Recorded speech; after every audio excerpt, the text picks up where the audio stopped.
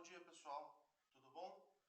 Meu nome é Didier Cunha, eu trabalho com desenvolvimento de mercado na Shure do Brasil e hoje o nosso webinário vai ser sobre inteligibilidade acústica e distância crítica. Esses são conceitos e pontos importantes que a gente precisa pensar quando a gente está projetando uma sala de reunião, um ambiente de comunicação. Todos esses fatores, tanto a inteligibilidade como a acústica, vão influenciar também na distância crítica que a gente vai conseguir posicionar os nossos microfones. Então, a gente precisa, antes de pensar qual sistema que a gente vai colocar em uma sala específica, a gente precisa entender um pouquinho esses pontos para que a gente consiga tirar o melhor resultado e ter o melhor aproveitamento do equipamento que vai estar sendo usado nessa sala de reunião, tá certo? Então, a gente precisa entender um pouquinho alguns conceitos básicos e a gente vai abordar nesse webinário, tá? Primeira coisa seria a comunicação. O que é? Qual é o objetivo que a gente tem de colocar um microfone em um sistema de audioconferência, de videoconferência? O que a gente está buscando? A gente está buscando a comunicação. E a comunicação nada mais é... O áudio está muito baixo? Ai, gente, só um segundo aqui que eu vou ajustar isso então. Um minutinho.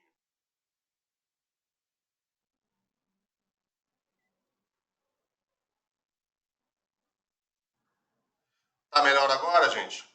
Estão conseguindo me ouvir melhor? Alguém se comunique? Ah, maravilha. Hoje eu estou fazendo um teste especial aqui, justamente na nossa sala de reunião da Shure. Você vê que a importância de um bom ajuste e uma boa configuração faz toda a diferença, né? Eu estou com um microfone de teto da Shure, o MXA910, para fazer esse webinário. E essa é a primeira vez que eu estou fazendo um webinário com o microfone de teto.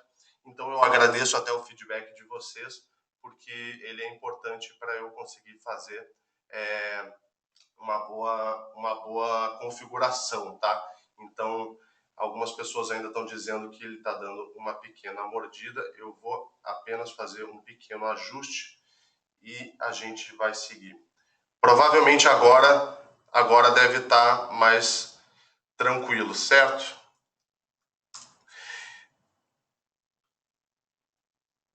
Enfim, começamos agora melhor. A gente pode até começar de novo, né? A gente vai fazer esse webinário sobre inteligibilidade acústica e distância crítica. E o objetivo desse webinário é justamente mostrar o quão importante é a configuração de um microfone, né, para a gente transmitir uma boa comunicação. Então vocês me ajudaram agora, eu agradeço muito, tá? Se tiver mais algum problema, vocês podem me comunicar. Eu tive que fazer um pequeno ajuste porque o microfone estava configurado para uma situação de videoconferência, então não para uma situação de gravação na qual eu preciso ter o som dele mais aberto, eu não tenho um problema de captação do meu som que vem da televisão, tá? Então, muito obrigado pela ajuda e vamos dar sequência no webinário, tá? Então, o que é a comunicação? É a ação de transmitir uma mensagem e, eventualmente, receber outra mensagem como resposta. Tivemos agora uma excelente experiência de como, quando a gente tenta transmitir uma mensagem e não é entendido, como ela fica ruim para o outro lado. A gente acabou de passar por isso. Então, é uma situação muito comum, inclusive, do que acontece no dia a dia, principalmente dentro de empresas, dentro de salas de reuniões. As pessoas querem se comunicar de uma forma fácil e simples e tem essa dificuldade com o áudio, né, que nem sempre ele está à altura do pessoal que está participando da reunião, tá? Então a gente sabe muito bem que a comunicação acaba quando o áudio não é inteligível. Acabamos de passar por isso, novamente estou falando, porque vocês percebem que numa situação, por exemplo, de videoconferência, aqui a gente está fazendo uma situação de áudio, né, especificamente, não temos vídeo envolvido. Mas quando é uma comunicação de áudio e vídeo, se a gente perde o vídeo, se tem algum problema no vídeo, a gente consegue manter a nossa comunicação e dar sequência enfim, na comunicação entre as duas pontas, né? Mas se a gente perde o áudio, a gente ficando só com o vídeo, a gente não consegue mais se comunicar. Então, o áudio continua sendo o ponto mais importante dentro de uma comunicação de áudio e vídeo, tá? Porque nem todo mundo fala a linguagem dos surdos e mudos, então fica difícil para as pessoas normais, tá? Então, a gente entende que quando a comunicação é falha, o áudio, né, o áudio não é inteligível, a comunicação se perde e a gente tem um problema, tá? As pessoas não costumam ter muita paciência para resolver esse tipo de problema, então cada vez mais a gente lida com pessoas que estão na urgência e cada minuto perdido dentro de uma sala de reunião, dentro de um ambiente corporativo, ele vale muito dinheiro para essas pessoas, para essa empresa. Enfim, o custo de uma sala parada, ele é enorme, o custo do tempo dessas pessoas, dos diretores, do presidente na sala parado, que poderia estar produzindo alguma coisa, poderia estar efetuando alguma venda, poderia estar, enfim, fazendo negócios, e eles estão parados por conta de um problema de áudio, né? Então, o mundo ideal é que a gente não tenha nenhum tipo de problema, tá? Então, cada vez mais a gente percebe também que com as tecnologias em rede e todo o áudio digital, todas essas questões do áudio indo para a rede, cada vez mais é o TI que está entrando em cena e resolvendo os problemas. Por exemplo, se eu fosse o presidente da empresa que tivesse chegado aqui agora para fazer esse webinário e tivesse tido o problema que eu acabei de ter 2 minutos atrás, eu ia chamar quem? Eu ia chamar o pessoal de TI do escritório. Então, cada vez mais a gente vê o TI gerenciando problemas de áudio e vídeo e cada vez menos a gente vê equipes de áudio e vídeo dentro das empresas. Então, é cada vez mais comum também a gente ver alguém de áudio e vídeo envolvido dentro da equipe de TI, tá? Porque normalmente o pessoal de TI ele não tem muita intimidade com o áudio, assim como o pessoal do áudio também não tem muita intimidade com o TI. E eu costumo dizer que quem perceber e se adiantar nessa convergência de ter os conhecimentos tanto do TI, de rede, de network, e tiver conhecimento de áudio, vai sair na frente, tá? Então, assim, vai ter uma grande vantagem tecnológica, profissional, assim, pessoal, quem tiver o conhecimento nas duas áreas, que são igualmente importantes, porque cada vez mais é uma coisa só, tá? Então, quando a gente tem um problema de falha de conexão, de internet, um problema de hardware ou de equipamento, vai ser o TI que vai resolver, tá? É cada vez mais comum a gente lidar mais e mais com o pessoal de TI, inclusive para especificação de projeto, eles que estão determinando as partes de áudio e vídeo. É uma tendência, tá? Não tem muito para onde fugir. Mas, beleza, se o cara do TI resolve falha de conexão, problema de hardware e equipamento, e aí, quando o áudio tá ruim, quem é que o cara vai chamar? Ele vai continuar chamando o cara de TI, tá? Não tem muito para onde fugir, porque é o TI que está responsável por essas tecnologias todas. O que a gente precisa entender um pouquinho a respeito de áudio em salas de reunião e ambiente corporativo é que o bom áudio ele vai depender um pouco da situação e do contexto. Então, assim, para a gente fazer uma comparação com a música, tá? Quando a gente quando a gente ouve música, a gente espera ouvir aquela música com uma fidelidade total, né? Com uma qualidade, né? De graves, médios e agudos, assim, que a gente tem essa reprodução o mais fiel possível do que foi imprimido na mídia, do que foi gravado. Então, quer dizer, quando você ouve música, você espera ter essa sensibilidade musical na sua experiência auditiva, tá? Quando a gente está falando de fala, de comunicação, principalmente em sistemas de audioconferência e videoconferência, na qual o áudio ele é transmitido através da internet e nessa transmissão se perde muita informação, o som é compactado e comprimido ao ser enviado através do codec, ou soft codec, e quando chega do lado oposto, ele é então descomprimido e reproduzido. O mais importante nessas aplicações de fala são a informação e a inteligibilidade, ou seja, a gente tem que conseguir transmitir a informação, porque a informação é que é o negócio que está sendo resolvido, que está sendo discutido, que está sendo negociado, são ações da empresa, são estratégias, e a inteligibilidade dessa informação. Então, se eu for compreendido e com uma qualidade que não exija um grande esforço do ouvinte do lado oposto, então a gente tem a inteligibilidade, a gente tem a informação sendo transmitida e a gente tem uma comunicação sendo estabelecida. E é interessante que quando a gente fala em inteligibilidade, é uma palavra que não é muito comum, a gente não ouve ela assim com uma certa frequência, mas a gente tem que ter ela muito clara para a gente, porque a gente tem alguns fatores que vão determinar como a gente ter a melhor inteligibilidade possível dentro de um ambiente de comunicação. E tem alguns fatores que vão ser fundamentais e que vão ajudar muito a gente ter a melhor inteligibilidade possível dentro de uma comunicação. O primeiro ponto é o tipo de microfone. Então, quando a gente vai estabelecer, projetar um sistema, a gente tem que pensar qual é o tipo de microfone mais adequado para o meu ambiente. Será que vai ser um gooseneck? Será que vai ser um microfone de mesa? Será que vai ser um microfone de teto? Será que vai ser um microfone bastão? Um lapela? Um headset? Que tipo de microfone, né? Então, a gente tem 4 aspectos básicos dentro dos microfones que vão fazer a diferença para a gente pensar que microfone que a gente quer, tá? É o padrão polar, o tipo de cápsula, a resposta de frequência e o design físico. E a gente vai dar uma olhadinha em todos esses pontos especificamente agora.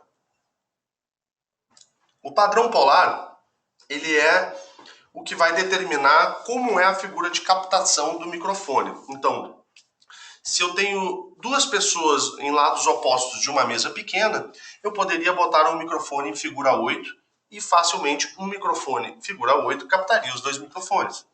Mas se, por exemplo, eu tenho uma mesa maior, com mais pessoas, de repente eu começo a pensar em botar microfones cardioide, que captam uma área um pouco menor, né, do ambiente, para eu começar a isolar um pouquinho as minhas fontes sonoras. Então eu boto um microfone para cada pessoa, um microfone para cada 2, etc., de acordo com a nossa necessidade e budget, né?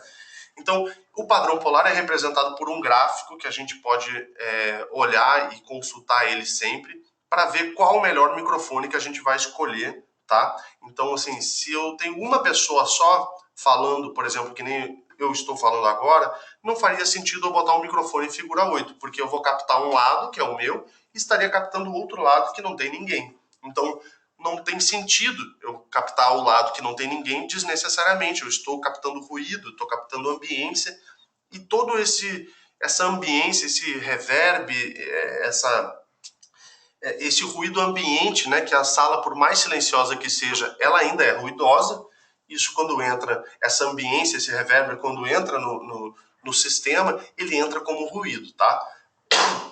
A gente também consegue observar nessa imagem o ângulo de rejeição dos microfones e, de acordo com o padrão polar, a gente pode posicionar, de repente, alto-falantes ou reforço sonoro em posições estratégicas de acordo com o padrão polar do microfone, tá? O outro elemento importante dos microfones é o tipo de microfone, né? Então, a gente tem aqui uma imagem que representa ali do padrão polar omnidirecional, que então ele capta para todos os lados. Então, em uma mesa eu poderia ter um microfone omnidirecional captando todo mundo, tá? O problema é que às vezes a gente capta muito ruído com um microfone omnidirecional, muita ambiência indesejada. A gente tem na figura do meio o padrão cardioide, que ele capta então só para a frente, né? Com um pouco de captação lateral também, mas já menos. E o supercardioide, que ele é ainda mais fechado do que o cardioide, mas ele já abre uma pequena captação da parte traseira.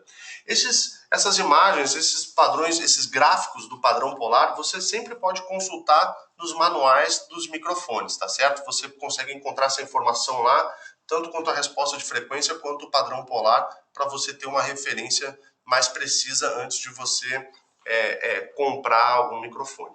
Esses 3 padrões são os mais utilizados, o omnidirecional, o cardioide e o supercardioide. A gente agora, a Shure criou o microfone de array de teto, que é este que vocês estão me ouvindo, tá? Um microfone que está instalado aqui no teto, em cima de mim.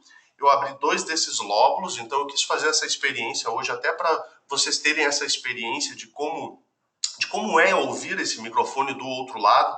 Eu, pessoalmente, não estou ouvindo, mas espero que esteja bom. E fui eu que equalizei, então se não estiver bom, podem me malhar, tá? Não tem problema. Mas, enfim, esse microfone, ele tem uma tecnologia diferente. Ele gera lóbulos acoplando construtivamente ou destrutivamente entre os seus elementos. Dentro dessa placa que vai no forro do teto, a gente tem mais de 100 cápsulas de microfone que são acopladas eletronicamente, construindo até 8 fachos diferentes, tá? Ou 8 lóbulos, que a gente chama também. Então, esses lóbulos, eles podem ser ajustados de diferentes formas. A gente, através de um software, consegue dimensionar, abrir e cobrir áreas diferentes e em posições diferentes de acordo com a nossa necessidade, tá? Evidentemente que por conta do grave, por ser omnidirecional, ele está em todos os lugares, né? Vamos dizer assim.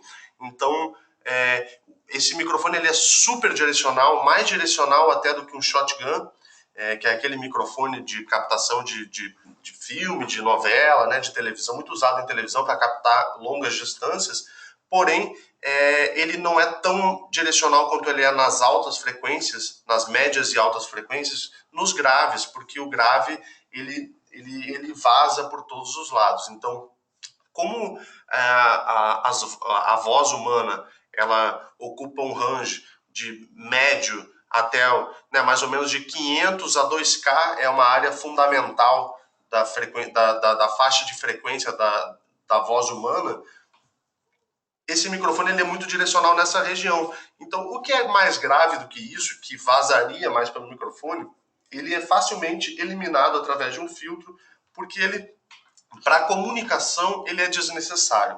Por isso que eu falei naquela aplicação de música e uma aplicação de comunicação. Na aplicação de fala, não faz muita diferença. É irrelevante esse grave e subgrave, entendeu? Então, todos os lóbulos também, apesar de captar em diferentes distâncias as mesmas vozes, eles são alinhados perfeitamente em fase através do software que faz essa construção construtiva ou destrutiva dos elementos, tá bom? Aqui mais uma imagem do microfone, então ele está representado ali no teto, tá? Ele é mais preciso do que um shotgun. A gente consegue fazer 3 ângulos de abertura de captação, 35, 45 e 55 graus. E essa cobertura ela é ajustável, tá? Então a gente pode direcionar ela de acordo com a nossa intenção para o lado que a gente quiser, do jeito que a gente quiser, tá? Ele é projetado para o teto, então ele tem um isolamento de vibração, porque normalmente no forro pode ter algum tipo de movimento, então isso não afeta a captação do microfone. A gente tem tecnologia de cobertura ajustável, então a gente consegue orientar a captação para onde a gente quiser, tá?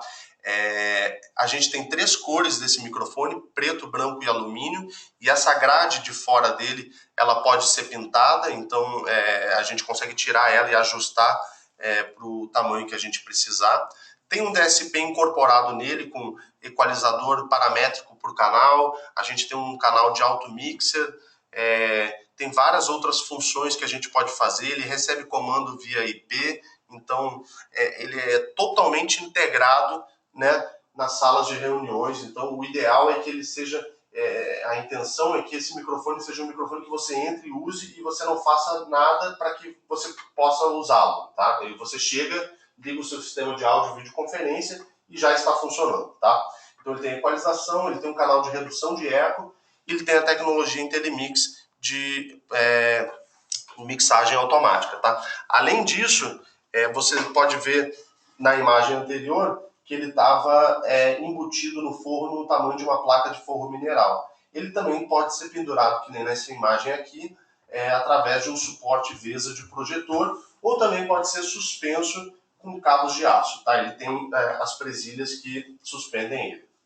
Importante que sempre que vocês forem dimensionar esse microfone, ou projetar ele, ou colocá-lo em algum projeto, o tamanho do forro que você vai colocar. Tá? A gente tem dois tamanhos de microfone, um de 60 por 60 centímetros e um de 24 por 24 polegadas, que dá 61 centímetros. E tem um extensor que vai é um frame que vai no microfone de 60 centímetros, que transforma ele em 62,5. Então eu consigo fazer três tamanhos: 60, 61 e 62,5, tá bom? Aqui uma imagem que representa uma mesa de reunião, né, com 5 pessoas de cada lado e mais uma pessoa na ponta. Então a gente tem aí alguns fachos cobrindo. Obviamente aquele facho ali é uma imagem que representa o facho, você não consegue vê-lo dessa forma, tá? Então, para a gente ter uma ideia do fator distância, se o microfone omnidirecional, ele na distância 1, vamos supor que seja 1 metro, ele me dá uma relação sinal-ruído boa, e o meu limite é 1 metro, o meu limite é essa distância 1, então no microfone de array eu consigo ter uma distância 4 com a mesma qualidade, com a mesma relação sinal-ruído do que um microfone omnidirecional a uma distância 1. Por exemplo, se eu tiver um microfone omnidirecional na mesa, na minha frente aqui agora, a uma distância 1, ele equivale ao ter esse microfone de teto a uma distância 4 de mim, e eu teria a mesma relação sinal-ruído. Tá? Essa tabelinha representa um pouco essa relação entre esse fator de distância entre diferentes padrões polares. Você pode observar que quanto mais fechado o padrão, né, o omnidirecional, cardioide, supercardioide e hipercardioide, mais distante você consegue ter o microfone com a mesma relação sinal-ruído, comparando com o microfone omnidirecional com o microfone omnidirecional que estaria a uma distância 1 do palestrante, tá? Outro fator importante também seria o tipo de cápsula a ser utilizado do microfone, tá? Então, se a gente vai escolher um microfone dinâmico ou se a gente vai escolher um microfone condensador. O microfone dinâmico, ele é mais resistente, né, a quedas, enfim, ao atrito em si. Ele suporta uma pressão sonora mais alta, ele é mais barato e ele costuma ter uma cápsula maior do que o condensador, que é mais sensível, que capta mais detalhes, necessita de uma alimentação phantom power e costuma ter uma cápsula menor. Em geral, todos os goosenecks, eles são condensadores, tá? Então, para você ver, uma cápsula, uma microcápsula, né? Então, é um comparativo, assim, se você quer uma fidelidade maior, se você quer um detalhe maior da sua captação, é melhor você escolher um microfone condensador. Se você quiser tá trabalhando num ambiente muito ruidoso, onde tem muito barulho, de repente um microfone dinâmico vai ser mais apropriado por ele suportar um nível maior de SPL e obviamente você precisa também emitir mais sinal para movimentar então essa bobina que fica envolvida no ímã ali, que ela precisa de uma pressão maior para transmitir som, né, transmitir o sinal eletromagnético, tá bom? Outra questão é a resposta de frequência. Então, esse gráfico também você encontra em todos os manuais de microfones, que eles vão representar graficamente como que soa o microfone. A resposta ela pode ser plana, ajustada ou composta. Essa resposta aí é uma resposta ajustada, por exemplo. Então você observa que uma aplicação de voz. Eu vou escolher um microfone tipo esse, que tem um filtro de grave, tem a região média meio flat e a região de média alta, os agudos ali valorizados. Ou eu vou escolher um microfone que eu vou olhar a resposta de frequência dele, que ele teria um ganho nos graves e um corte nos agudos. Entendeu? Então, assim, olhando pela resposta de frequência, você pode ter uma noção se o microfone ele é adequado para o seu uso ou não. Por exemplo, essa resposta aqui do SM57, e certamente ele se aplicaria bem para uma aplicação vocal, por exemplo, tá? Outra questão é o aspecto físico, então se você vai escolher o que se apropria melhor, tem que ser sem fio, porque não pode furar a mesa, então você já restringe para alguns determinados modelos, por exemplo, gooseneck, bastão, bodypack, boundary sem fio. Ah, não, eu quero um microfone só em cima da mesa para captar todos os ambientes. Então talvez a gente escolhesse esse microfone aqui, que é o MXA310 de mesa, tá? Precisa ser um headset, então a gente vai escolher o bodypack para ligar o headset. Tem que ser bastão, então eu escolho o bastão. Ah, não pode ter nada em cima da mesa, não quero um fio, quero uma limpeza absoluta, quero um microfone top de linha que vai me captar um grande ambiente, que as pessoas não percebam a tecnologia. Eu quero uma tecnologia de ponta, então a gente vai para esse microfone de teto, que ele está aqui representado, embutido no forro, tá? Então, esses são aspectos que a gente tem que considerar também, tá? Então, a gente volta agora também, né? Já vimos os tipos de microfones mais adequados e a posição dos microfones. Quanto à posição dos microfones, a gente tem que pensar. Muita gente pergunta pra gente: quão longe eu posso colocar determinado microfone do meu locutor? E não existe uma resposta exata para isso, porque a resposta certa seria: depende. Depende do quê? Primeiramente, quanto ruído tem na sala? O projetor é barulhento? O ar-condicionado faz barulho? O ruído da rua, o trânsito, vaza para dentro da sala? Tudo isso é ruído que a gente encontra dentro de uma sala de reunião, de uma situação de conferência e audioconferência. Então, se o nosso ruído for muito alto, é menor a distância que a gente consegue posicionar nosso microfone, tá? Porque a distância crítica, aquela curva representa a posição do microfone, essa curva aqui. Ela representa quão longe o microfone estaria do nosso interlocutor. Então pensa que esse nível vermelho aqui é o nosso ruído ambiente e de reverberação. Então, quanto mais longe eu afasto o microfone, mais longe eu fico da minha fonte sonora e mais o nível do meu ruído vai se aproximando do nível do que eu quero captar. Então vai chegar um ponto em que a distância crítica, que é o ponto onde o ruído ambiente tem a mesma intensidade do áudio proveniente da fonte sonora que desejamos amplificar, gravar e transmitir, ele vai ser equivalente ao áudio que a gente está querendo captar. Portanto, a gente vai ter tanto ruído quanto a gente tem de som que a gente gosta, que a gente quer captar.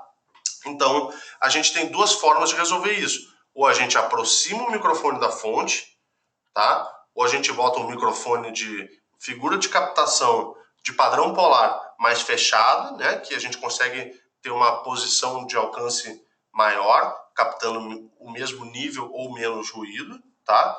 Ou a gente precisa trabalhar na acústica, em tentar cancelar esses ruídos do ambiente. O ar-condicionado, o projetor, normalmente o áudio, coitado, né? Ele acaba entrando por último nos projetos. Então, assim, o projetor já está ali no meio da sala, com aquela ventoinha barulhenta, o ar-condicionado já está, ele não é aqueles ar-condicionados embutidos, né? Central, ele é dentro da sala, com a máquina ali fazendo barulho também. Então é difícil.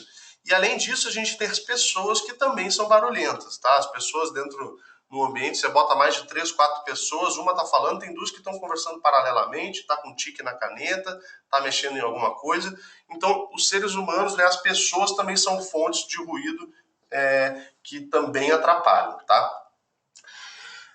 Obviamente que todo mundo que está assistindo esse webinário certamente sabe o que é microfonia, né? Todo mundo já teve aquele feedback, o apito ou a realimentação. Então, como que a microfonia acontece? A microfonia acontece quando o microfone capta um som, envia para o mixer, amplifica no amplificador, envia para o alto-falante, o som é amplificado na caixa e ele é captado novamente pelo microfone e isso começa a gerar um looping, um ciclo que vai girando, girando, girando, aumentando a força do som e realimentando, dando a famosa microfonia. Nesse caso, a gente tem que reposicionar o microfone, ajustar a equalização, ou então até baixar o volume do alto-falante, enfim, existem algumas técnicas que você pode fazer para contornar isso, tá? Mas não existe microfone à prova de microfonia. Todo microfone está sujeito. O que vai depender é a sua aplicação, como que você está montando, como que você está trabalhando, como que você está compondo esse sistema, tá? Aqui a gente tem um outro exemplo, que é exatamente as salas de reunião tendo microfonia, então 2 salas, e o microfone que entra no mixer, no amplificador, é um looping, né, que começa a acontecer, tá? A gente também tem que pensar na posição dos microfones. Existe uma regrinha 3:1, que é um microfone que está... Assim, quando a gente bota um monte de microfones em cima de uma mesa, se eu tiver uma mesa de... Por exemplo, eu estou sentado numa mesa agora que deve ter uns 2,5 metros de comprimento. Se eu botar 5 microfones nessa mesa e botar 5 pessoas uma do lado da outra, eu provavelmente não vou estar seguindo essa regra. E esse serzinho aqui estaria aqui e esse outro microfone estaria aqui. Então, a distância desse interlocutor para este microfone seria um pouquinho maior para o outro interlocutor que estaria pegando esse microfone aqui. E esse microfone estaria também captando esse sujeito aqui. Acontece que o tempo dessa voz sair daqui e chegar nesse microfone seria um pouquinho menor do que o tempo dessa voz chegar neste outro microfone. Isso ia provavelmente me dar um problema de fase em algumas frequências. Eu provavelmente teria um problema de comb filter aí. Então, existe uma regra que você coloca o segundo microfone a 3 vezes a distância que você está colocando da fonte do primeiro. Então, se essa distância desse microfone para essa voz é uma distância 1, o próximo microfone para o próximo interlocutor tem que ser uma distância 3 para que a gente tenha uma relação boa dos microfones. Se eu tiver que botar uma outra pessoa aqui do lado desse cara, de repente seria bom considerar um microfone apenas para os dois, tá? E aí você, em vez de botar uma figura super fechada, tipo um supercardioide, hipercardioide, colocaria então um cardioide que pegaria uma área maior, que conseguiria captar as duas pessoas, tá bom? O comb filter é exatamente isso daqui, é um filtro pente, tá? Que ele causa, quando a gente olha no gráfico, no espectro, ele causa uns cortes dessa espécie aqui, desse tipo, que é por isso que ele é chamado de pente. Então ele é difícil da gente perceber ele e você entender como é que está acontecendo. E esse tipo de problema também acontece com um microfone quando a gente tem superfícies rígidas, próximas, por exemplo, um púlpito, né, que o som chega direto aqui e ele chega refletido, atrasado aqui, dando uma resposta parecida com isso. Então você pode observar nesse gráfico aqui que quando a gente tem, por sorte, uma soma, né, o som chegou atrasado, ele começou aqui no primeiro e começou aqui no segundo. Né, assim, ele começou justamente no início do segundo ciclo da onda. E ele somou, perfeito, você deu sorte e você teve 6 dB de ganho. Mas se por acaso eles chegarem atrasados fora de fase, você vai ter uma resultante que nem sempre ela vai ser nula, negativa a ponto de zerar o som, mas vai te dar um efeito muito ruim e muito desconfortável, tá? O outro ponto é a acústica da sala, que é praticamente a espinha dorsal do problema ou da solução, tá? Porque uma boa acústica te põe 70% do trabalho feito. Uma acústica ruim, você vai passar muito trabalho para consertar com equipamentos eletrônicos, porque em geral um problema acústico não é resolvido com equipamentos eletrônicos, ele é resolvido com soluções acústicas, fazendo um isolamento ou colocando bass traps, que são aqueles abafadores de grave, ou botando difusor na sala, fazendo alguma forma de melhorar a acústica da sala. Percebe aqui nessa imagem que a gente tem um interlocutor numa sala muito reverberante e a gente tem um ouvinte ali. Olha quantas... Essa linha reta aqui seria o som direto que chega, sai da boca dele e chega naquela pessoa. Mas olha quantas reflexões ele também está sujeito, ele está ouvindo ali. Ou seja, esse é um ambiente muito reverberante, tá? Aqui a gente tem um gráfico que representa o som direto, as primeiras reflexões e o nível de reverberação, tá? Então, existem normas que determinam qual o nível qual o nível de reverberação adequado para cada tipo de ambiente. Ambientes onde a comunicação é mais importante, como escritório, sala de reunião e sala de aula, o nível de reverberação tem que ser baixo, para que as pessoas não tenham que fazer muito esforço para entender a mensagem. Do contrário, você tem que fazer uma certa força, dar uma fadiga auditiva e você perde o rendimento. Então, assim, numa sala de aula, os alunos precisam estar entendendo tudo, tem que ser uma acústica boa, senão até dificulta o aprendizado. Percebe também que no auditório o tempo já aumenta né, o nível de reverberação adequado, porque como é uma aplicação de música, enfim, é permitido que você tenha um ambiente um pouquinho mais vivo, para que, às vezes é até bom que dá uma maciada no som. A gente tem aqui também o restaurante, por exemplo, que tem um nível um pouquinho mais alto que sala de aula e sala de reunião. Agora, quantos de nós já não fomos em restaurante que a gente não consegue nem falar com a pessoa que está no outro lado da nossa mesa, tamanho o nível de reverberação do ambiente? É um problema comum e que, às vezes, as pessoas não se dão conta disso, tá bom?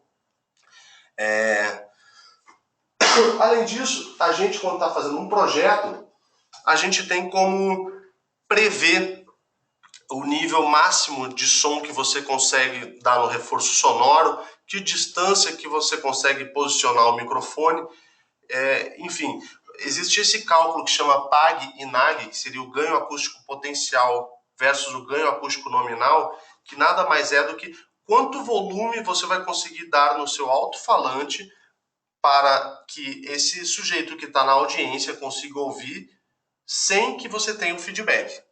Então, é uma formulazinha, você pode projetar isso com antecedência, tá? Para você conseguir para você ter um projeto que seja, enfim, de acordo com a sua acústica local, enfim, que você projete exatamente o que você vai ter na realidade depois, tá? Então você tem essa fórmula que calcula a distância do microfone dividido pela distância da fonte até o microfone, né, a distância do microfone para o alto-falante dividido pela distância da fonte até o microfone, multiplicado pela distância do microfone até o ouvinte, dividido pela distância do alto-falante até o ouvinte, tá? É uma regrinha que você pode calcular, não é tão difícil, é só você ter as medidas e você consegue fazer isso, tá? A outra questão que é também um problema sério para a gente são o ruído ambiente, né? A gente tem muito problema de ruído ambiente. É ar-condicionado, é o cooler do projetor, são as vozes externas da sala, da sala ao lado, que não tem um isolamento muito bom com essa sala daqui. Enfim, e não é só isso, também tem um ruído que vem de fora, da rua, buzina, trânsito. Quando a gente está num ambiente muito central da cidade, a gente tem problema, e é bastante problema de trânsito entrando. Então, assim, cada vez mais a gente tem que entrar no início do projeto, tá? Para a gente conseguir se antecipar a esses problemas. O cara quer botar um ar-condicionado desse caseiro numa sala de reunião, você fala, não, cara, não vai funcionar, vai te dar um ruído muito grande, vai atrapalhar o áudio, não vai funcionar. Enfim, você consegue, junto ao projetista, ao designer, ao arquiteto, se antecipar algumas situações quando a gente entra na cabeça do projeto, tá? Aqui a gente tem uma representação do que é a relação sinal-ruído, e na imagem da esquerda a gente tem uma boa relação sinal-ruído. Aquela imagem em vermelho, aquela linha em vermelho representa o ruído de piso e o nível em verde representa a intensidade do sinal. Ou seja, a gente tem uma relação sinal-ruído bem boa, que é uma relação bem grande. Já nessa imagem aqui, a gente tem um ruído muito alto e a gente tem um sinal que ele tem uma intensidade boa também, porém a minha relação sinal-ruído ela é muito baixa. Então esse microfone aqui, por exemplo, nessa situação específica, fazendo um comparativo com essa imagem, nessa imagem aqui eu consigo me afastar bastante do microfone e não ter muito prejuízo. Nessa imagem aqui, se eu me afastar meio metro do microfone, provavelmente o ruído vai estar numa intensidade tão forte quanto o meu sinal emitido. Eu teria que gritar, eu teria que aumentar a minha emissão para conseguir ter uma qualidade melhor, tá?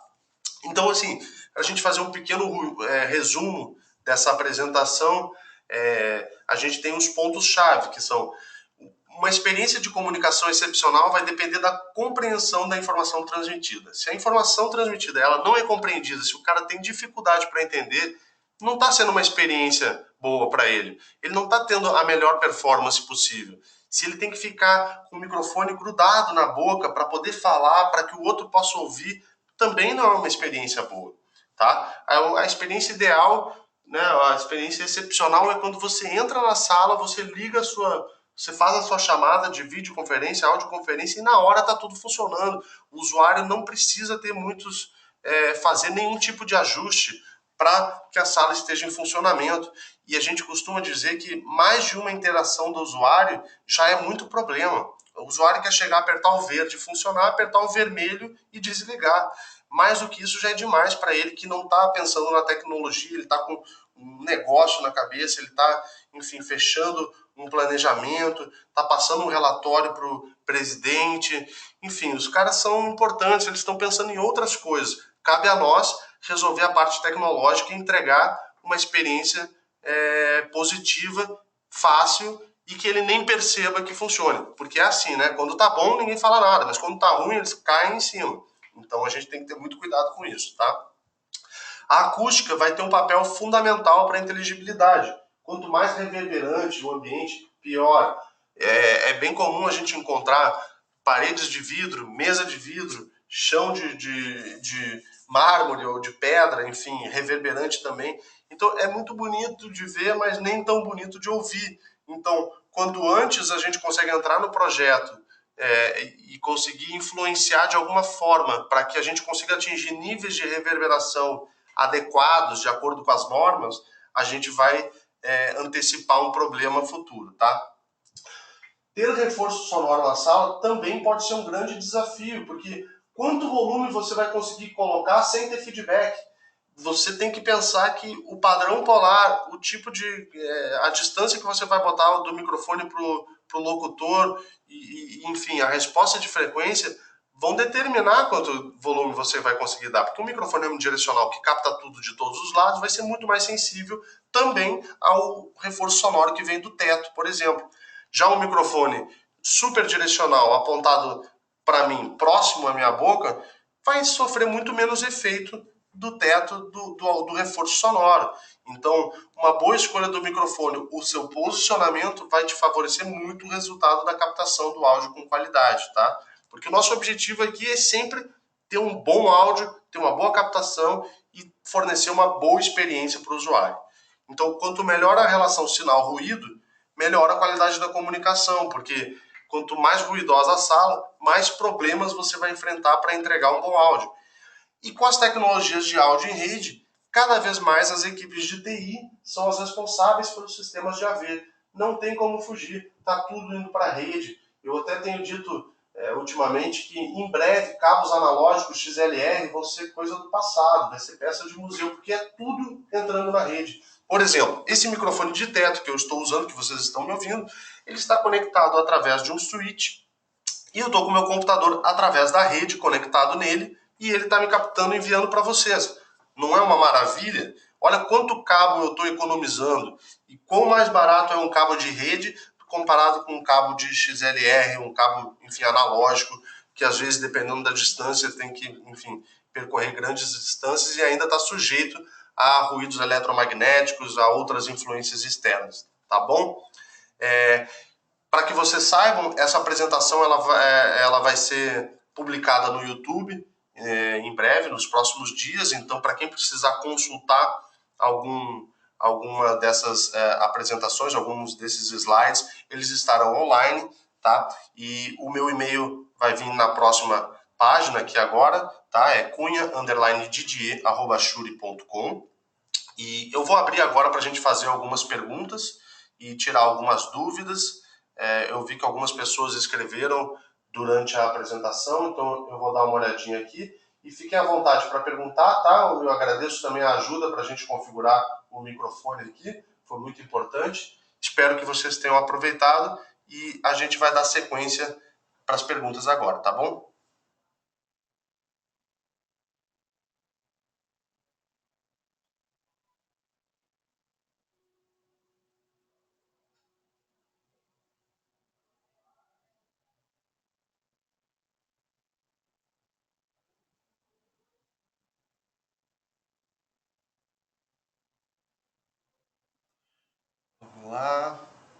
procurando aqui porque a gente estava falando bastante sobre o áudio, né?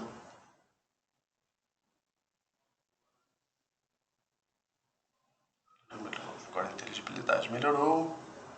Estamos ouvindo as reflexões da sala. Pois é, né? Você vê como são as coisas. Qual o alcance desse microfone?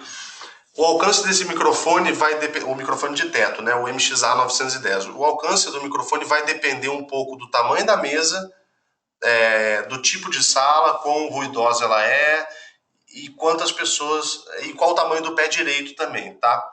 Então, em geral, eu costumo perguntar qual é o tamanho do, enfim, qual a altura do pé direito e qual o tamanho da mesa. E aí eu vou no software demo que tem da Shure, no site da Shure você pode acessar e você consegue olhar lá na tabela, tem a metragem toda, você consegue dimensionar e ver se a cobertura fica de acordo, tá? A gente tem que sempre levar em consideração que quanto maior a abertura dos nossos fachos, mais ruído a gente está captando também, né? Mais ambiência e até que ponto isso é desejável ou não. É sempre uma relação também financeira, porque o ideal é que você bote 2 microfones numa sala um pouco maior, numa mesa um pouco maior e capte as zonas com coberturas um pouco mais fechadas para você ter uma cobertura mais específica, tá? Essa regra 3:1 cai por terra em caso de entrevistas coletivas, né? Como em entrevistas de futebol, por exemplo. O que fazer em um caso desse? Olha, nesse caso, não é problemático porque cada um está captando, né, o seu próprio áudio. Ou seja, vamos supor, se você, repórter número 1, está captando, fazendo uma entrevista com o cara, chega o repórter número 2, bota o microfone do lado, não tem problema, porque cada captação está indo para um destino diferente. Então, essa regra do 3:1 só se aplica quando você está falando do próprio sistema, de um sistema só, tá? Quando são sistemas diferentes, um não influencia com o outro. Lucas Brasil, teremos essa aula para download depois? Sim, teremos, estará no YouTube em breve.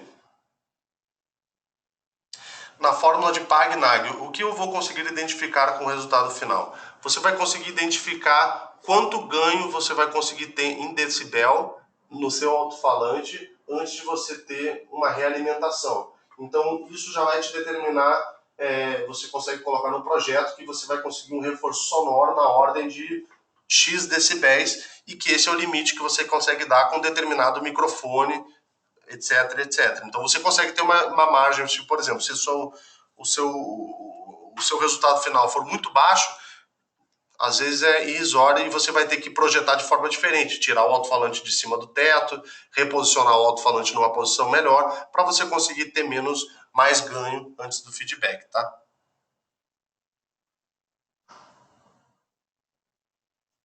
Bom dia, este microfone de teto, como reagiria em uma sala para teatro? Meu amigo Jesse, depende. Que tipo de sala é essa? Seria para captar o palco, para captar o ambiente, o público? Vai depender um pouco. A gente já tem esse microfone sendo utilizado para captar ambiência de auditório, tá? Tem um programa de televisão que já está fazendo isso. Então, assim, em vez daquele técnico com um boom segurando para captar a plateia, tipo 3 de cada lado, eles optaram por pendurar um desses no teto e fazer essa captação aérea, né, invisível, sem ninguém ali captando, com vários fachos, né, até 8 fachos espalhados por toda a plateia, para poder, enfim, captar todo esse público.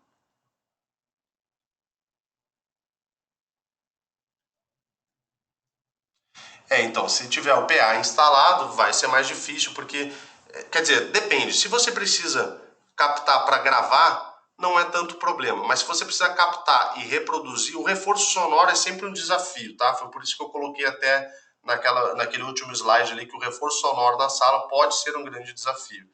Então, assim, se você precisar captar o microfone com o microfone e reproduzir no mesmo ambiente esse som que está sendo captado pelo microfone, você vai ter que fazer muitos testes e ajustes para você chegar no melhor resultado, porque é uma situação difícil para o microfone mesmo, tá? Como ele é um microfone sensível, que cobre várias zonas, se o som estiver atingindo uma dessas zonas, ele vai estar captando o som também, e isso pode gerar uma realimentação.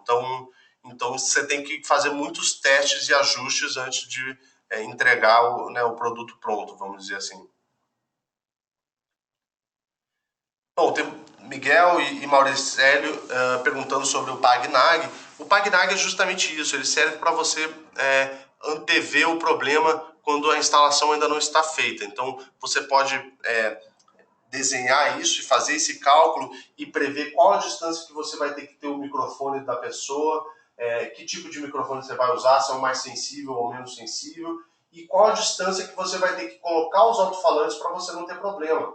Lembrando que existe uma técnica de mix-minus, que é feita em vários processadores, que, por exemplo, no ambiente de áudio ou videoconferência, uma sala de reunião, que tem alto-falantes no teto. Por exemplo, onde eu estou aqui nesse exato momento, o microfone está me captando. Eu optaria por desligar ou diminuir o volume do alto-falante que estaria na minha cabeça no momento que ele está captando a minha voz aqui nessa posição que eu estou. Tá? Então, na posição oposta de onde eu estou, do outro lado da mesa, o alto-falante de lá, de repente, poderia estar ligado tranquilamente, porque eu, propriamente, não preciso me ouvir o meu reforço no teto. O reforço sonoro numa sala de reunião, ele funciona mais para ajudar com que a pessoa que esteja longe da pessoa que esteja falando consiga ouvir sem que tenha que fazer um grande esforço e, às vezes, dependendo do ruído da sala, nem consegue ouvir, tá?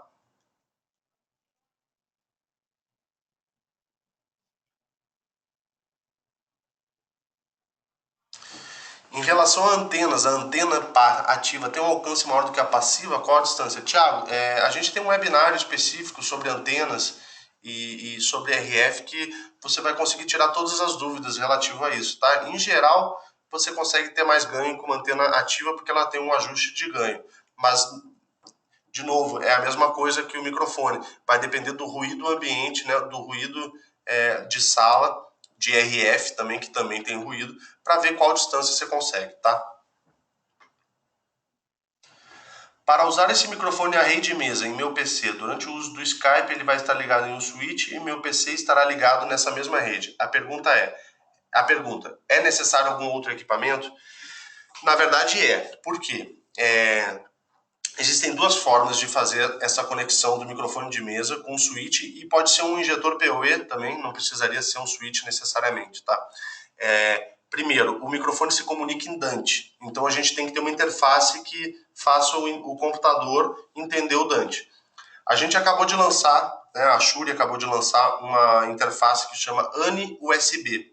Ela é uma interface pequenininha, na qual você conectaria o microfone nela, né, na mesma rede do switch, e tem uma saída USB que se comunicaria com o computador. Através disso, você está enviando o microfone através dessa entrada USB, que vai te permitir ir no teu painel de controle e colocar como no lugar da built-in input, né, da placa de áudio integrada. Qual o nome do software para o cálculo de cobertura?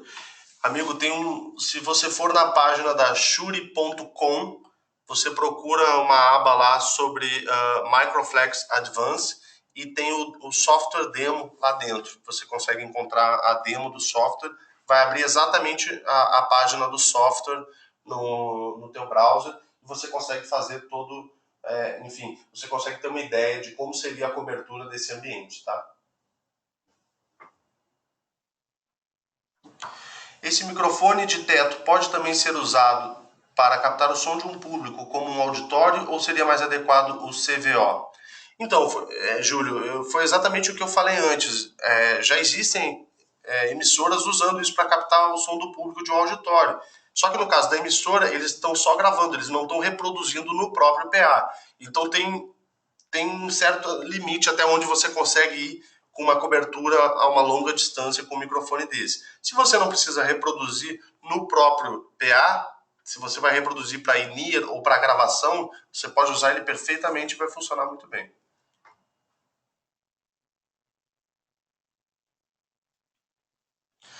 Para usar esse microfone à rede... era a mesma pergunta, tá.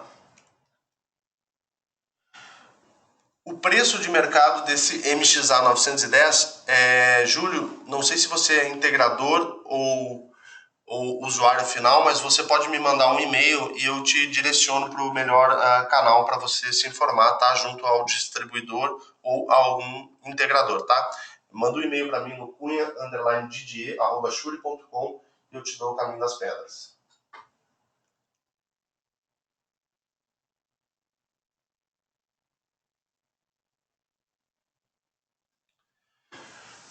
Gente, as perguntas encerraram por aqui, o nosso tempo está acabando também. Eu queria agradecer a participação de todos, as perguntas e a ajuda no início do webinário, tá?